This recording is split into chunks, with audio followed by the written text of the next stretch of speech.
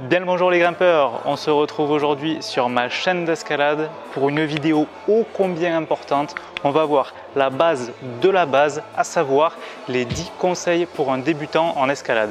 L'escalade est un sport super complet, donc je vais te donner des conseils de la tête aux pieds pour pouvoir progresser en escalade. Chaque conseil est super important et j'en avais tellement à te donner que je t'ai même mis un petit bonus en fin de vidéo, donc reste bien jusqu'au bout pour avoir le maximum d'informations. Première chose très importante avant même de grimper, c'est de lire son bloc. Qu'est-ce qu'on appelle lire son bloc?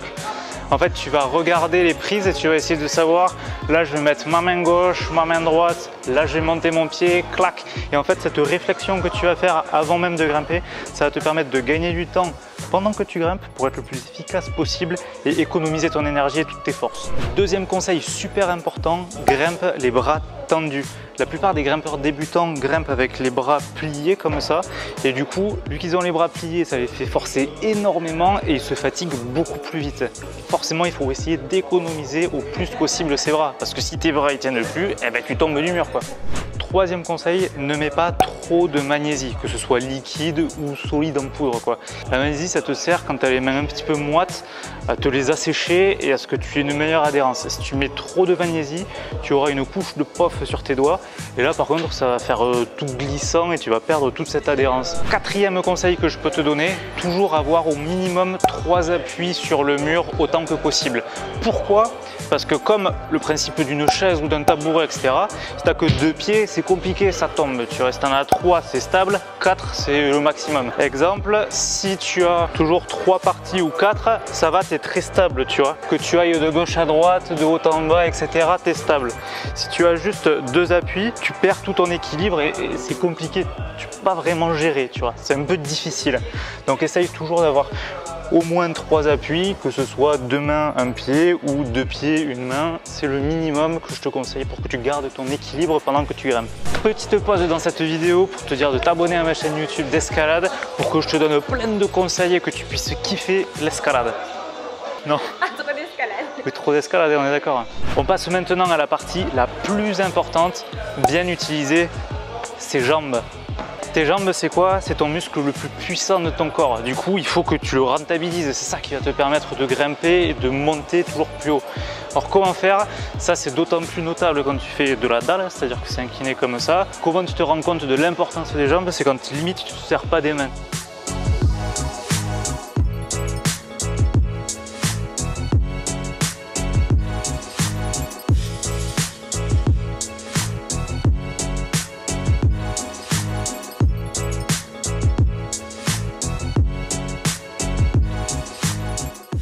Tu te rends compte qu'en fait tes bras servent juste à t'équilibrer, tu vois.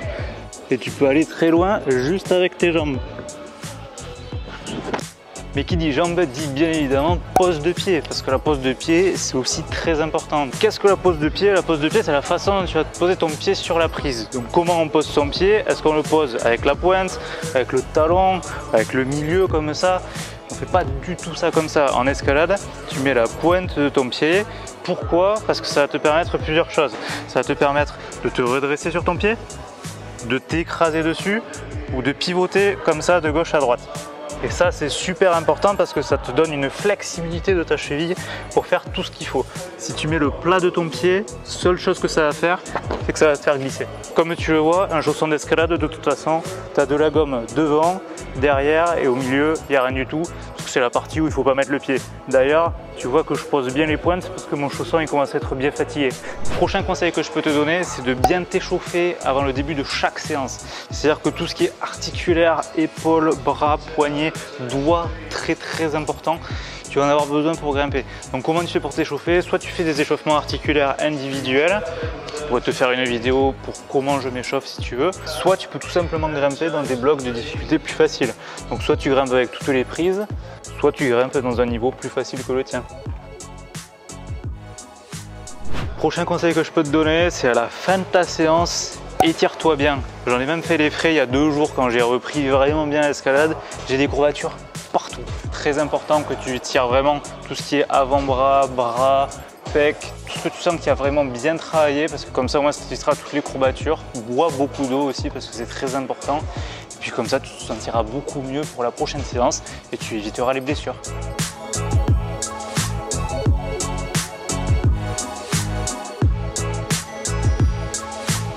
Neuvième conseil que je peux te donner, n'aie pas peur de tomber. Qu'est-ce que je veux dire par là? Quand je grimpe, je tombe et il y a des blocs que j'arrive pas à faire. Ça fait partie de l'entraînement, de la progression et de ton apprentissage, quoi. Donc qu'est-ce que je veux dire par là? Ça veut dire tu grimpes, tu y arrives parfois, tu n'y arrives pas, d'autres fois c'est normal, tu reviens à la prochaine séance, tu es plus en forme et là tu y arrives. C'est comme ça que ça fonctionne l'escalade.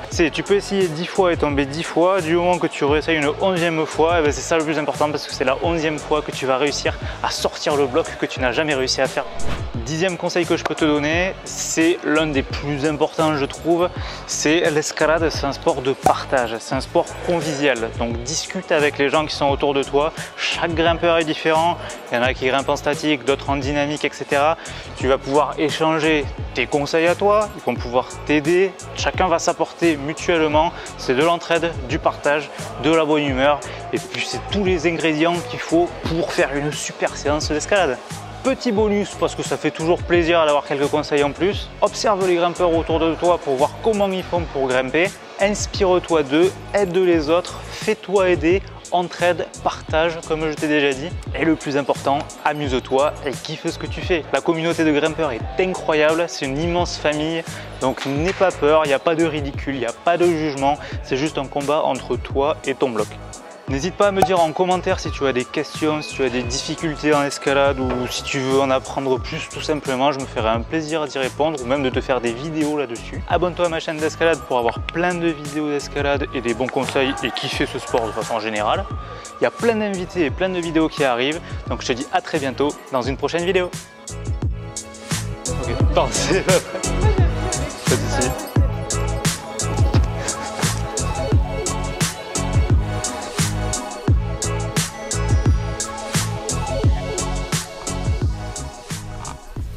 Franchement j'ai fait une belle vidéo là. Bon après le grimpeur, bon,